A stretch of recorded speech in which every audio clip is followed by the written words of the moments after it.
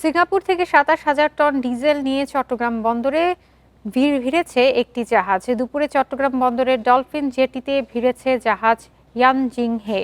বন্দর সূত্রে জানা গেছে, ভোরে জাহাজটি চট্টগ্রাম বন্দরের বহির্নোঙরে পৌঁছায়। দুপুর ২টার দিকে ওই জাহাজটি বন্দরের ডলফিন জেটিতে নোঙর করে। এছাড়াও রাতে শানগ্যাং ফা জিয়ান নামের আরও একটি জাহাজ জ্বালানি তেল নিয়ে বন্দরে পৌঁছানোর কথা রয়েছে। আগামীকাল এলএনজি নিয়ে আরও একটি জাহাজ আসার কথা আছে।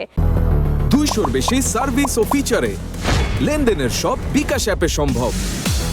গত মার্চে বিভিন্ন জ্বালানি নিয়ে মোট ৩৩টি জাহাজ চট্টগ্রাম বন্দরে পৌঁছায়। এর মধ্যে ১৫টি জাহাজ বিভিন্ন ধরনের জ্বালানি তেল, ৮টিতে এলএনজি এবং ৯টি এলপিজি নিয়ে বাংলাদেশে আসে।